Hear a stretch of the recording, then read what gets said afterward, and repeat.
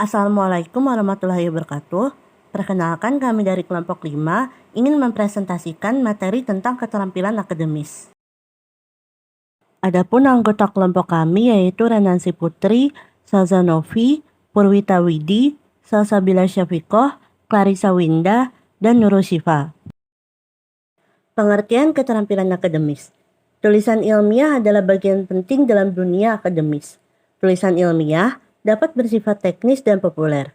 Keterampilan akademis terdiri atas 4 jenis, yaitu pencatatan, taking notes, pemarafrasaan, paraphrasing, peringkasan, summarizing, dan penyintesisan, synthesizing.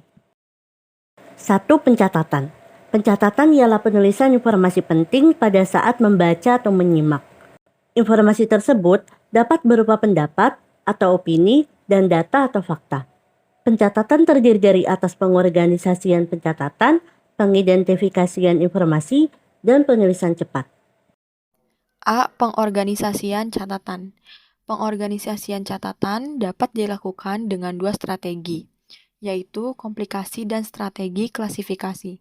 Strategi klasifikasi lebih baik karena tidak perlu menggunakan banyak kata ataupun angka. Selanjutnya B. Pengidentifikasian informasi penting. Pengidentifikasian informasi penting dapat dilakukan dengan 2 strategi, yaitu identifikasi kata kunci dan identifikasi petunjuk atau cues. C. Penulisan cepat. Penulisan cepat dapat dilakukan dengan 4 strategi, yaitu pengabaian hal yang tidak penting, penggunaan singkatan, penggunaan simbol, dan penggambaran hubungan. Pemarafrasaan. Pemarafrasaan berfokus pada kegiatan ilmiah untuk mengolah informasi dari sumber. Dalam pemarafrasaan terdapat 4 konvensi yang penting untuk dipatuhi. 1. Tidak ada informasi penting yang ditinggalkan. Yang kedua, panjang parafrasa idealnya relatif sama dengan teks asal yang disitasi. Ketiga, penyitasi menggunakan kata-kata yang berbeda untuk mengungkapkan makna yang sama. Keempat, penyitasi mencantumkan sumber yang disitasi. A. Penggantian unsur yang disitasi dengan sinonim.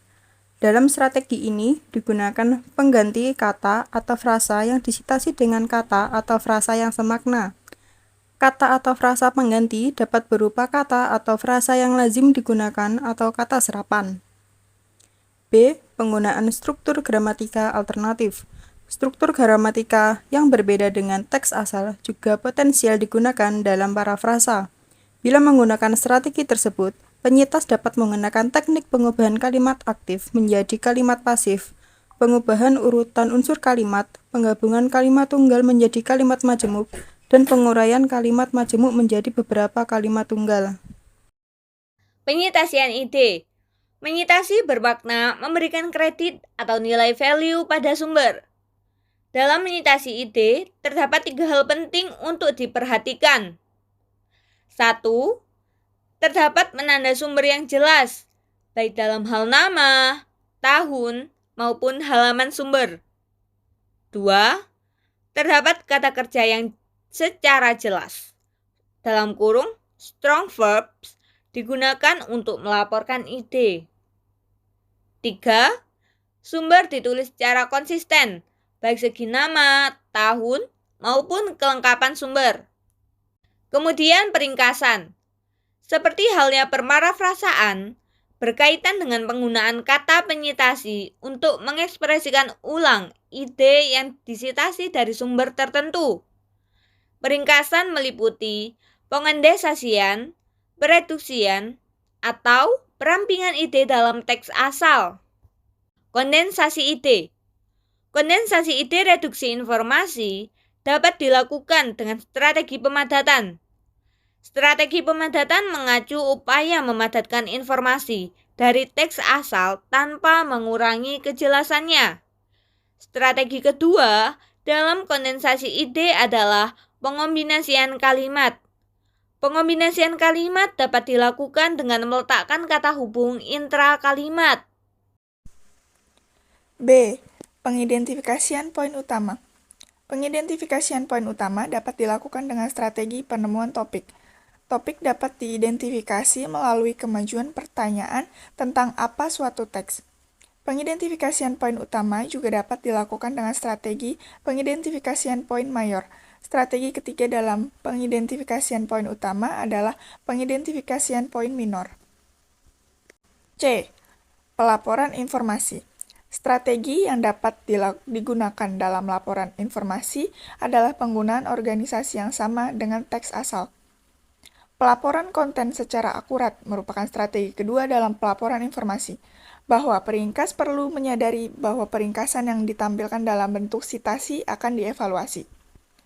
Strategi ketiga dalam pelaporan informasi adalah pemertahanan titik tekan teks asal. Titik tekan mengacu pada hal yang penting dalam teks asal. Strategi terakhir dalam pelaporan informasi adalah pengecekan ringkasan. Pengecekan ringkasan dilakukan untuk memastikan bahwa ringkasan lebih singkat daripada teks asal. Kemudian ada penyintesisan. Penyintesisan adalah pengombinasian analitis dua atau lebih sumber untuk mengkreasi suatu yang baru. Sejalan dengan pemikiran Sharpe 2007, 136, dalam praktik penyintesisan tidak mudah karena terdapat 3 fenomena berikut. 1. Hubungan antar sumber tidak jelas. Suatu sumber dominan sehingga semua informasi tampak penting. 3. Penyintesisan harus memiliki rencana strategis untuk mengkreasi hal baru, produk kombinasi banyak sumber. Sekian presentasi yang dapat disampaikan oleh kelompok kami. Jika ada kekurangan mohon maaf. Wassalamualaikum warahmatullahi wabarakatuh. Shalom, Om Swastiastu, Namo Buddhaya, salam kebajikan.